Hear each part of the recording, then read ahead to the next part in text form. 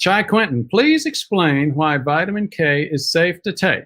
Oh, you come right out with it. There you go.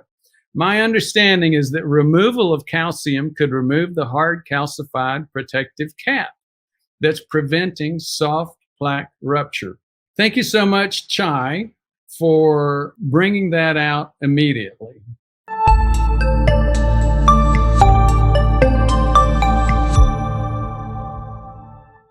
You see that. And in fact, back when John was working with the channel, he mentioned that several times. He was very concerned.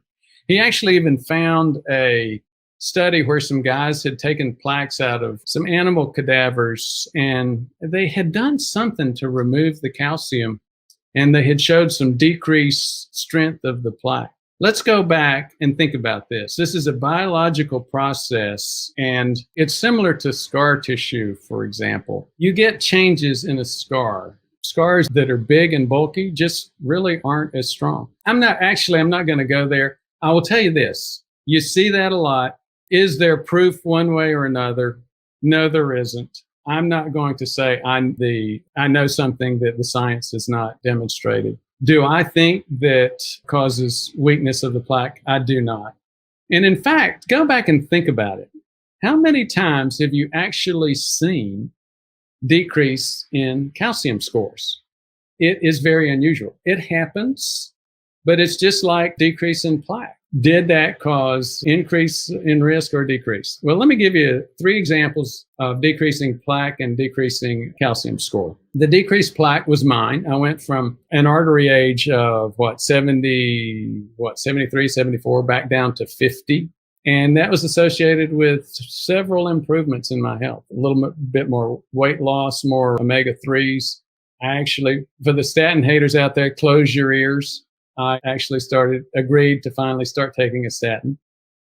Now, I did not have a calcium score at that time, but to get back to your question specifically, we've got 2 videos, one with John Lorscheider, one with Jerry Kurth, both of whom decreased their calcium score.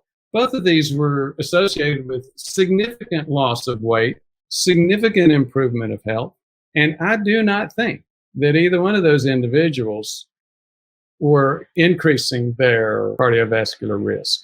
At the end of the day, yes, calcification is a marker of aging and stability and loss of that inflammation component. But I don't think that you have to retain that calcium in order to keep the plaque strong. I'm turning into a rant here, so I'll leave it alone. Thank you very much for raising that question, though. It's a very common one.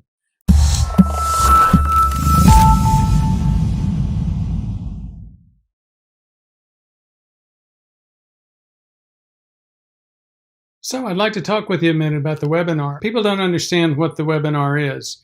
It's actually a great way to get some access to healthcare that you're just not going to get any other way. You actually get the lab tests yourself at a local lab, a Quest lab near you, for the inflammation panel and the OGTT and the insulin survey. These are things, inflammation and prediabetes, that your doctor just does not know about.